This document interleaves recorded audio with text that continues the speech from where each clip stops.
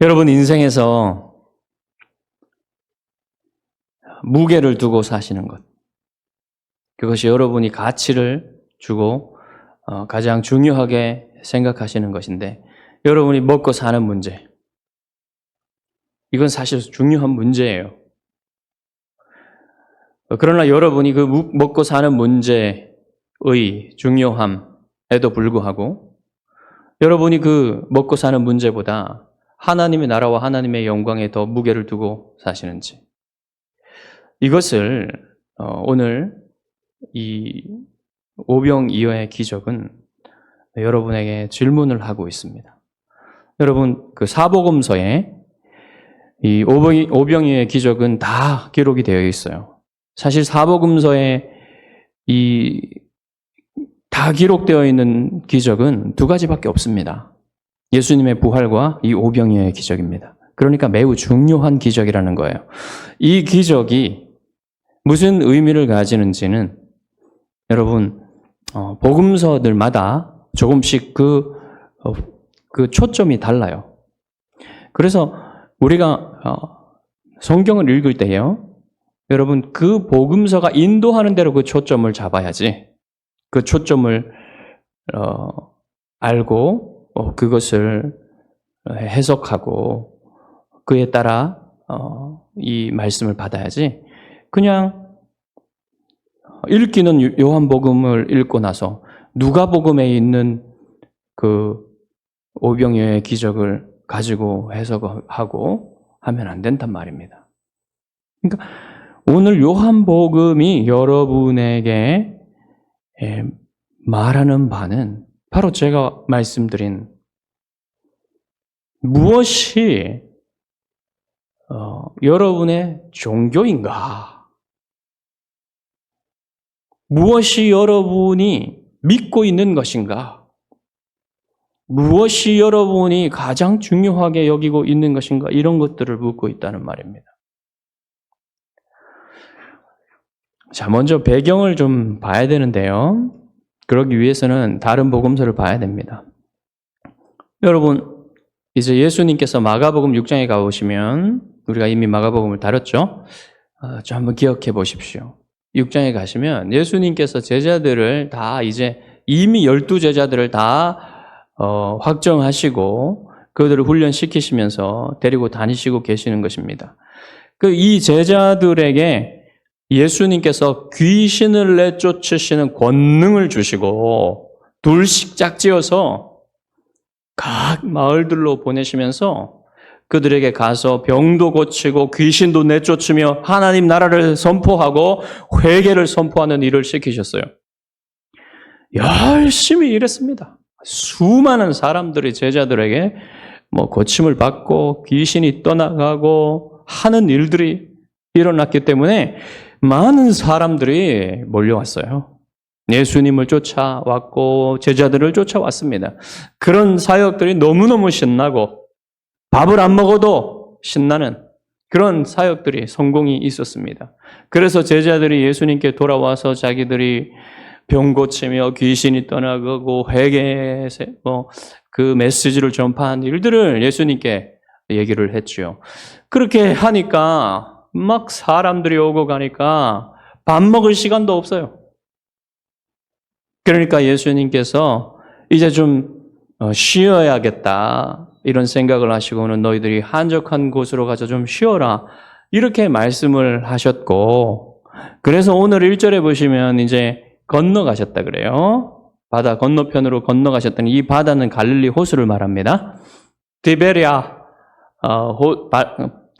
갈릴리 바다라 그랬는데, 디베랴는 그 당시에 이 갈릴리 지역을 그 로마의 2대 황제가 티베리우스거든요. 그 티베리우스의 이름을 따서 티베리아스라고 명명을 했어요. 우리말로는 그거를 디베랴라고 부르는 겁니다. 그래서 그 지역 이름이 디베랴이기 때문에 디베랴의 갈릴리 바다 건너편으로 건너가시는데 배 타고 건너가셨어요. 그런데 이제 쉬러 가시잖아요. 쉬러 가셨는데 사람들이 그 배 타고 가시는 것을 보고는 그냥 동네마다 달려가지고 먼저 그곳에 많은 사람들이 당도해 있는 겁니다. 그래서 쉬실 수도 없어요. 그리고 예수님께서 그 사람들을 보시고는 불쌍히 여기셔서 그 사람들을 낮은 산에 올라가셔서 그 사람들을 여러 가지로 가르치셨다 그랬어요. 자, 이제 가르치다 보니까 저녁이 돼버린 겁니다. 근데 이 사람들이 먹을 것이 없어요. 그렇게 먹을 것도 생각하지 않을 정도로 예수님의 그 가르침에 빠져 있었던 거죠.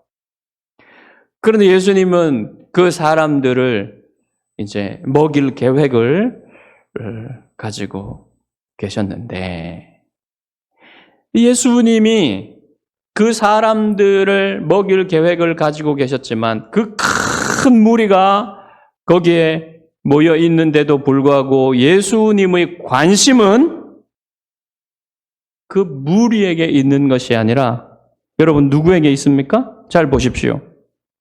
예수님의 관심은 제자들에게 있어요.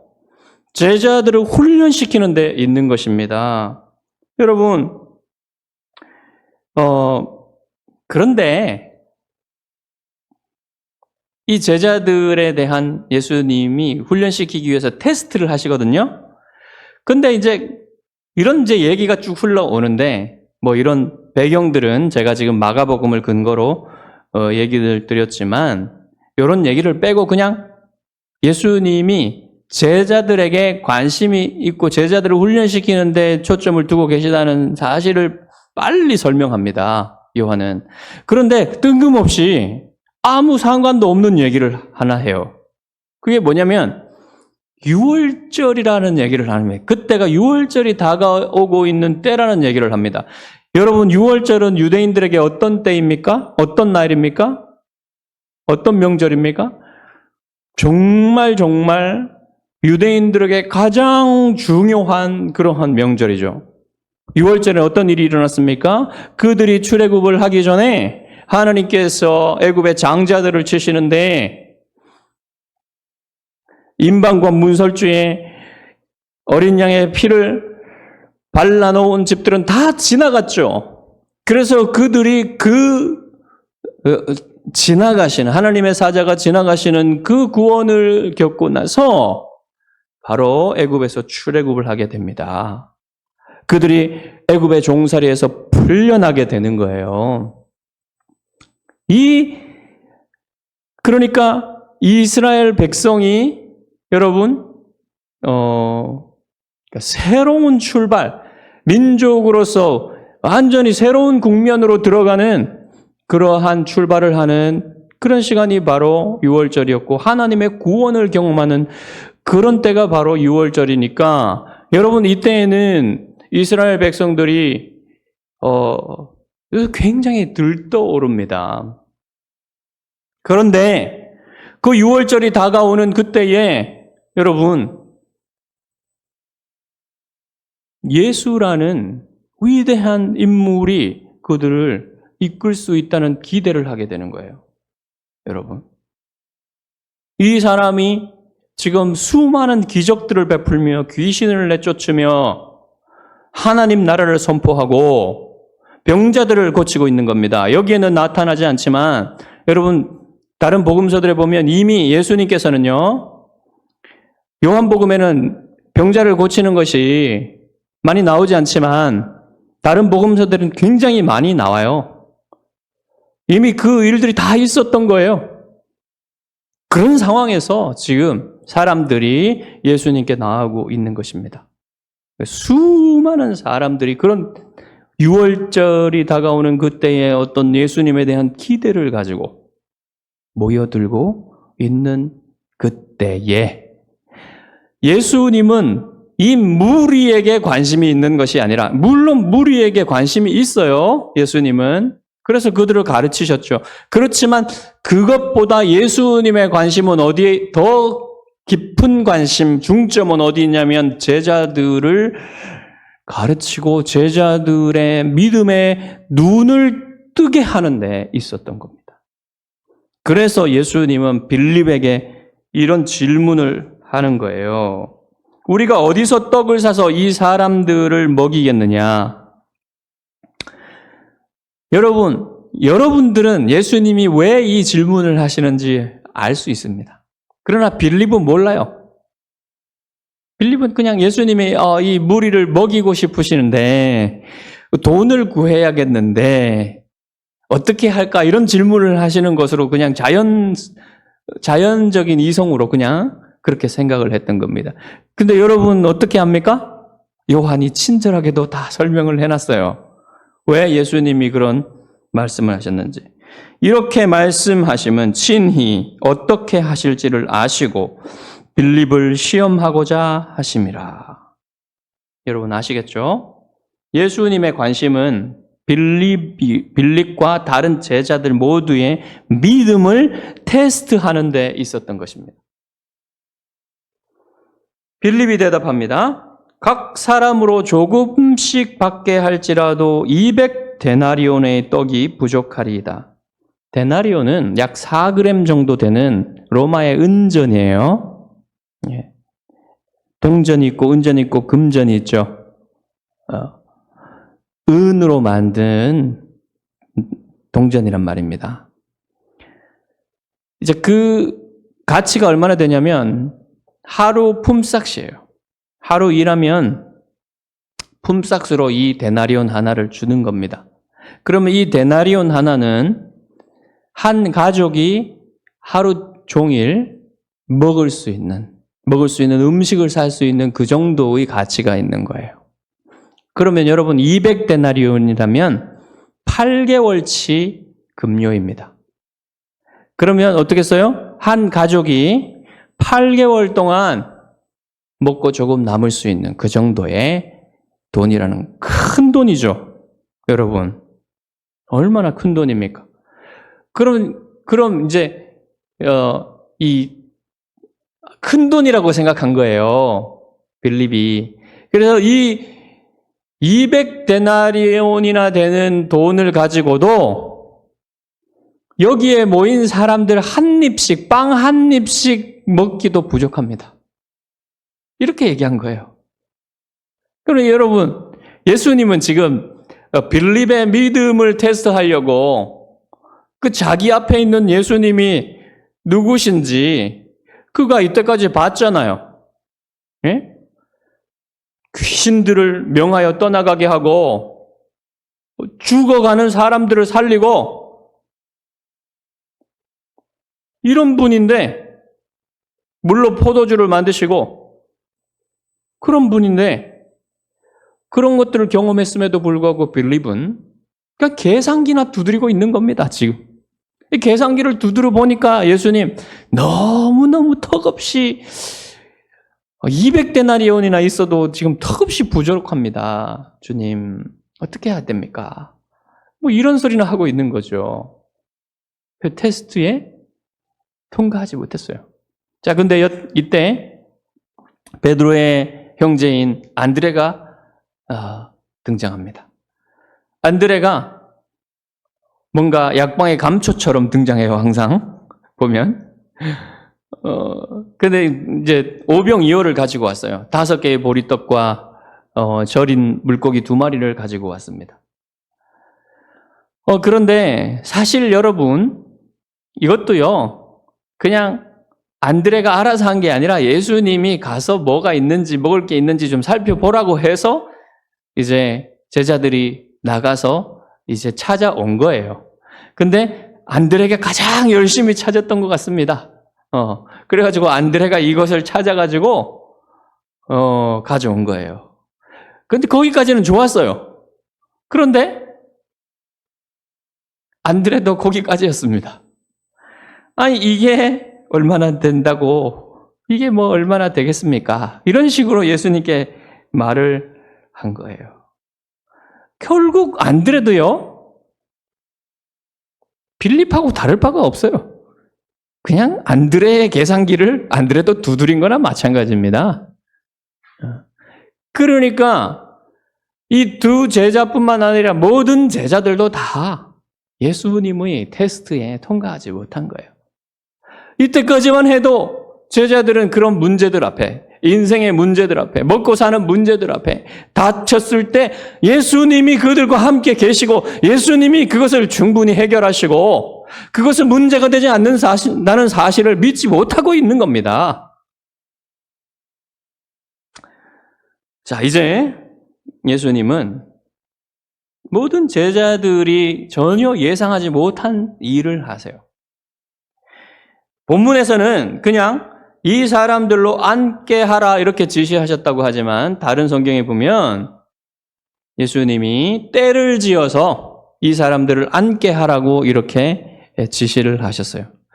그래서 지시를 이렇게 제자들이 하니까 지금 사람들이 100명씩 50명씩 이렇게 때를 지어서 앉아요.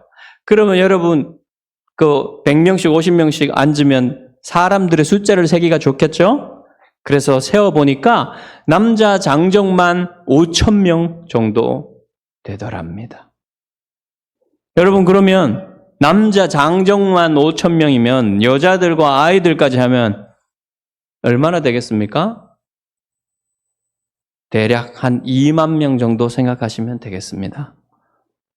아이들은 더 많겠죠? 그리고 여자들도 있으니까 한 2만 명 생각하시면 될 거예요. 저는 GCC에서 그 2만 명이 한꺼번에 그 풀밭에 모인 거를 봤어요. 앉아 있는 거를.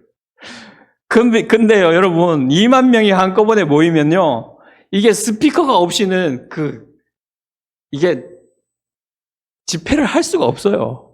큰 스피커를 갖다 놓고 합니다, 그래서. 근데 예수님 시대에 스피커가 어디 있습니까? 그러니까 아마도 예수님이 이렇게 낮은 그런 완만한 비탈이 있는 그런 산으로 올라가셔서 그 위에 올라가셔서 밑으로 보고 이렇게 말씀을 하시면 사람들이 쫙 내려가니까 음성이 그렇게 듣기 좋기 때문에 아마 산으로 가셨을 겁니다. 그래서 이렇게 예수님이 그곳에 그 잔디가 많은 그 풀이 많았다고 했잖아요. 그곳에 앉게 하신 거예요. 그래서 이제 나눠주라고 하십니다. 이 오병이어를 나눠주라고 하십니다. 자, 나눠주니까 어떻게 됩니까? 그 많은 사람들이 그 보리떡 5개와 물고기 2마리로 먹기 시작하는데 이게 아무리 먹어도 줄어들지가 않는 겁니다. 오히려 더 많아지는 겁니다. 이게 어떻게 그렇게 많아졌는지 우리는 알 수가 없어요. 어느 성경에도 어떻게 많아졌는지는 설명하지 않습니다. 여러분 궁금하시죠? 어떻게 많아졌는지. 근데 그게 중요한 게 아니에요. 어떻게 많아졌는지 뭐가 중요합니까? 많아졌으면 되는 거지. 예수님이 많아지게 하신 거예요. 근데 저는 개인적으로 그냥 숫자가 그냥 5개가 10개 되고 10개가 100개 되고 이렇게 되고 그래서 그냥 나눠준 거라고 생각하지 않습니다. 저는 개인적으로는 이렇게 빵을 떼어서 나눠줄 때 그것이 더 많아졌다고 생각을 해요. 뭐 상관없어요, 여러분. 그냥 숫자가 많아졌을 수도 있고 어떻게 많아졌는지는 천국에 가셔서 한번 여쭤보시고요. 하여튼 그렇게 이렇게 나눠줄 때 그것이 그 많은 사람 2만 명 되는 사람들이 다 먹어도 12광주리에 큰 광주리에 그것을 남은 조각을 다 걷어들여도 그 12광주리에 꽉 채울 만큼 남았다. 그런 말입니다. 여러분 이 표적을 보면서 그 사람들은 이런 무슨 생각을 해야만 했을까요? 여러분 이미요 이스라엘 백성들은 이것을 경험을 했어요. 출애굽하고 나서 하나님이 그들을 40년 동안이나 그 수많은 200만 정도 되는 그 사람 2만이 아니라 200만 그 사람들을 매일매일 굶지 않게 먹이셨단 말입니다. 그러면 여러분 그때에도 예수님이 원하시면 2만 명이 아니라 모든 유대인들을 다 먹이고도 남겠지요. 그 믿음을 여러분 가져야 마땅한 것이죠. 그런데 여러분, 사람들은 이 표적을 경험하고서 예수님이 모세가 말한 바로 그 선지자일 것이라 생각을 했어요. 맞습니다. 여러분, 맞죠? 맞아요. 예수님이 그 선지자가 맞아요. 그런데 그들은 그 선지자에 대한 기대가 성경이 말하는 기대와 어긋났어요. 구약 성경이 말하는 메시아에 대한 것과 어긋나 있었어요. 그들은 무엇을 기대했냐면 그들을 로마의 압제로부터, 이민족의 압제로부터 풀어주고 다시 한번 다윗의 때와 솔로몬의 때와 같이 위대한 이스라엘 나라를 회복할 정치적인 지도자, 군사적인 지도자를 그들이 예수에게서 본 겁니다. 그래서 그들은 예수님을 강제로 임금을 삼으려 했어요. 왕을 삼으려 했어요. 그들의 대통령을 삼으려 했던 겁니다. 정치 지도자로 삼으려 했던 겁니다. 그래서 15절에 보십시오. 그러므로 예수께서 그들이 와서 자기를 억지로 붙들어 임금으로 삼으려는 줄 아시고 다시 혼자 산으로 떠나 가시니라. 여러분, 자, 생각해 보십시오. 6월절이 다가오고 있습니다. 그곳에 모인 싸움에 나갈 수 있는 장정만 5,000명이에요. 5,000명이면요, 여러분, 로마의 군단급입니다. 얼마든지 여러분, 이 의미 있는 군사 조직을 만들 수 있는 그런 숫자였어요. 그리고 예수님이라는 능력 있는 분이 그들을 이끈다면 더 많은 사람들이 그 모임에 참여하지 않겠습니까? 그러면 어떤 일이 일어날 수 있을 것이라 충분히 생각할 수 있어요. 그래서 여러분, 이 사람들이 들떠 있었던 겁니다. 그래서 그들은 어떤 예수님을 통해서 어떤 정치적이고 군사적인 어떤 행동을 할 수도 있다는 그런 꿈을 꾼 거예요. 그러나 예수님은 그들의 기대에 부응하지 않습니다. 예수님은요, 이 세상에 오신 이유가 우리가 먹고 사는 문제를 해결하기 위해서 오신 게 아니에요. 여러분, 교회와 성도들도 교회에 대해서 그렇게 생각할 수 있어요. 교회가 뭔가 이 세상에 먹고 사는 문제, 정치적인 문제, 이런 것들을 해결할 수 있는 그런 공동체라, 그런 기관이라 생각할 수 있습니다. 그러나 여러분, 교회는 그런 기관이 결코 아니에요. 여러분, 하나님께서 교회에게 기대하시는 것은 그러한 세상 나라에 필요한 일들을 하라고 우리를 부르신 게 아닙니다. 교회는 그런 게 아니에요. 하나님이 교회에 기대하시는 것은 예수 그리스도를 믿고 하나님 나라를 위하여 하나님의 영광을 위해서 믿음으로 사는 사람들이 교회예요. 여러분, 교회의 1차적인 의무와 또 교회의 1차적인 관심은요, 이 세상 나라의 일에 있으면 안 되는 거예요. 교회에 대해서 잘못 생각하는 사람들이 너무나 많습니다. 세상 사람들이 그렇게 생각하는 것은 여러분, 그들이 무지하기 때문에, 성경을 모르기 때문에, 하나님의 뜻을 모르기 때문에 그렇다 칩니다.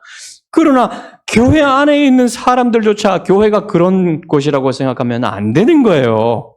여러분, 그런 오해를 버려야 돼요. 그것은요, 그런 생각을 하는 것은 지금 마치 이 무리가 예수님을 자기들의 대통령으로 삼으려고 하는 것과 마찬가지라는 겁니다. 교회는 그런 거 하라고 부르신 게 아닙니다.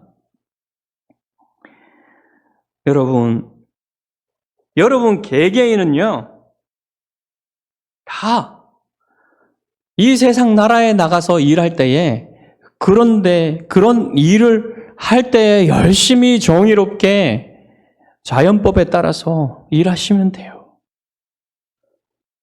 그것도 여러분 중요한 일이니까 열심히 하셔야 됩니다.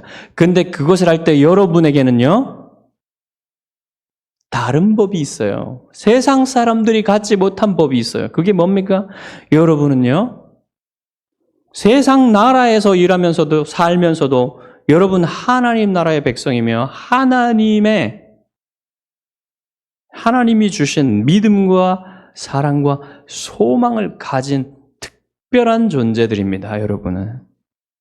그래서 여러분 세상 나라의 사람들이 사는 방식과 세상 나라에 사는 사람들이 일하는 또 사는 원리들을 가지고 여러분이 똑같이 살지만 여러분 그 이상을 가지고 있는 사람들이에요. 그리고 세상 나라에서는 그렇게 살지만 여러분 교회로 모였을 때는요,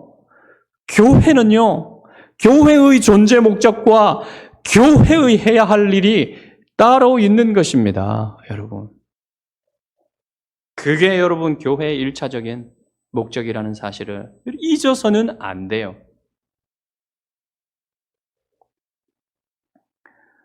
여러분, 정치는요, 이 세상 나라의 정치는요, 아주 단순하게 말하면요, 안전하게 살게 하고 국민을 안전하게 내외의 그 싸움으로부터 막아주고 밖에 거는 외교와 군사력을 통해서, 그렇죠? 안에 거는 치안을 통해서 편안하게 위험을 줄여주고 이렇게 살 수 있도록 하는 게 첫 번째 의무고요, 국가에. 그 다음에 두 번째는 잘 먹고 잘 살게 하는 거예요, 여러분. 그게 돼야지 그 다음이 있는 겁니다. 체육도 하고 예술도 하고요. 그 학문도 하고요. 그 다음이에요. 그렇게 할 때, 그걸 정의롭게 할 때 여러분 좋은 정부인 거예요. 그러나 여러분, 교회는요, 그거 하라고 부르는 단체가 아닙니다. 교회는 그런 기관이 아니라는 거예요. 하나님 나라와 하나님의 영광을 위해서 믿음으로 살도록 하나님이 부르셨는데 그 믿음의 대상이 바로 예수 그리스도란 말입니다. 그래서 여러분이 최우선으로 해야 될 것이 뭐예요? 예수님을 알고 예수님을 믿는 것이 여러분이 가장 중요한, 여러분이 해야 될 가장 크고 중요한 일이란 말이에요. 여러분 먹고 사는 문제는요, 그 다음 문제예요.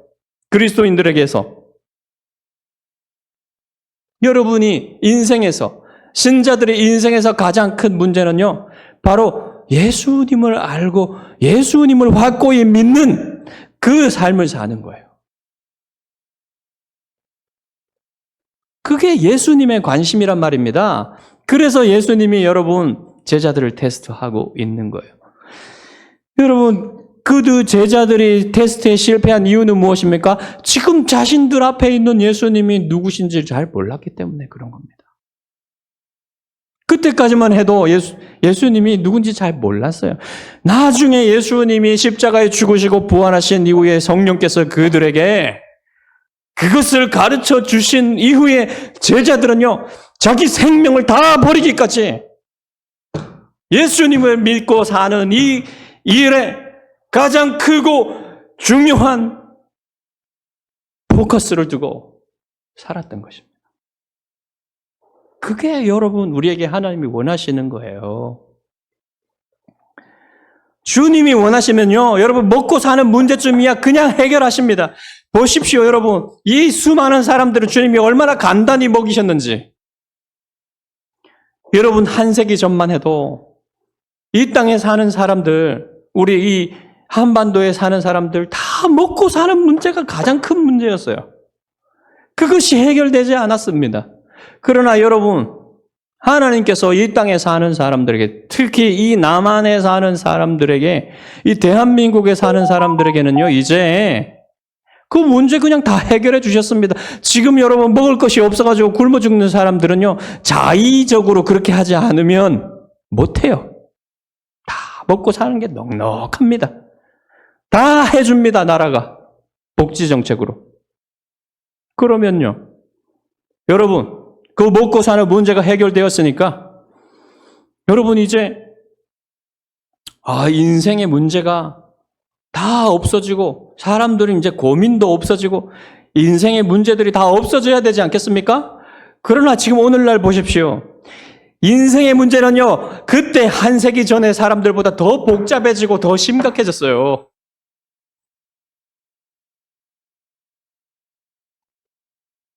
그게 여러분 사람입니다. 그게 여러분 사람 사는 사회입니다. 그렇기 때문에 여러분, 하나님께서 그 인생의 문제의 근본적인 문제를 해결해 주시지 않는다면 우리는 늘 노예처럼 죄의 종되어서 인생의 문제의 종되어서 그렇게 살아갈 수밖에 없어요. 그리스도인은요, 그것을 어떻게 벗어나냐면, 어떻게 자유해지냐면 바로 예수 그리스도를 알고 예수 그리스도를 믿고 의지함으로써 그 죄의 인생의 문제에 종된 삶을 벗어나요. 자유롭고 기쁜 삶을 살아갈 수 있는 것입니다.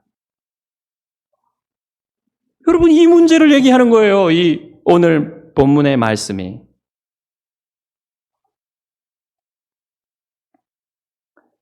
여러분, 그래서 여러분에게 동일하게 오늘 본문 말씀은 여러분에게 말하고 있는 겁니다. 여러분, 이 먹고 사는 문제, 이 현세 문제에 집착하고 그것에 여러분, 우리가 노예가 되는, 종이 되는 그런 삶을 살기가 얼마나 쉬운지 모릅니다. 그리스도인이라 할지라도. 여러분, 그런 삶에서 벗어나라는 거예요. 자유해지라는 거예요. 담대하게. 어떻게 해요? 예수님이 그것을 충분히 해결하실 수 있고 여러분에게 주시기 원하신다면 얼마든지 주시기 때문에 그렇다는 겁니다. 그래서 너희는 먼저 그의 나라와 의를 구하라. 그리하면 이 모든 것을 너희에게 더하시리라는 것을 여러분 믿고 살면요, 자유하게 살 수 있어요. 이 먹고 사는 문제에 대해서 담대하게 주님 나라와 주의 영광을, 주님의 뜻을 위해서 살아가라는 말입니다. 그럴 때에 여러분의 삶을 통하여 하나님이 영광 받으시고 하나님이 여러분을 기뻐하시고 여러분이 어떤 사람인지 여러분 기억하십시오. 언제나 여러분은 어떤 사람으로 하나님께서 부르셨습니까? 여러분은요, 이 짧은 인생만 살고 끝날 사람으로 여러분을 부르신 게 아니라, 여러분을 구원하신 게 아니라, 여러분 영원히 거룩하고 영원히 영광스럽고 영원히 예수님과 함께 이 모든 세계를, 회복된 세계를 다스리는 위대한 사람으로, 영광스러운 사람으로 여러분을 부르셨기 때문에 여러분이 이 짧은 찰나의 삶에 얽매여가지고 그렇게 살 사람들이 아니란 말입니다, 여러분은. 그러니까 여러분, 하나님 나라를 위해서 여러분의 삶을 들이십시오. 생각을 바꾸십시오. 여러분 믿으십시오. 이 말들이 여러분을 어떻게 목사가 여러분들을 거짓으로 꿰어서 여러분이 속아가지고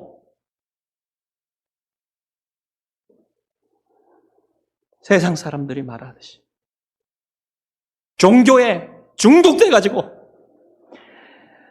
그렇게 속아서 사는 그런 불쌍한 사람들이 되라고 그러는 게 아니라는 사실을 여러분 정말 아십시오. 여러분, 그게 아닙니다. 그렇다면 여러분 진짜 그런 것이라면 예수님이 이 제자들에게 테스트하는 것도요, 바로 그런 것이겠죠. 그런 게 아니란 말입니다. 여러분, 그러니까 믿음으로 사십시오. 믿음으로 그리스도께 여러분 자신을 맡기십시오. 그러면요, 저도 사실 그 싸움을 합니다. 왜? 저도 먹고 살아야 되기 때문에. 먹고 사는 문제는요, 하찮은 문제가 아니에요, 사실은. 힘든 문제예요. 그렇지만 그리스도인은요, 그것을 뛰어넘는 사람들이에요. 믿음으로. 믿음과 사랑과 소망으로 사는 사람이란 말입니다. 여러분 그렇게 사셔서 여러분 남은 인생은요. 여러분 열매 있는 삶을 사시기 바랍니다. 여러분이 한 사람이라도 하나님께 인도하고 여러분이 정말 거룩한 삶을 살아서 하나님께 기쁨을 드리며 여러분 하나님을 더 기뻐하는 그런 사람 되시기를 주님의 이름으로 축복합니다. 기도하겠습니다.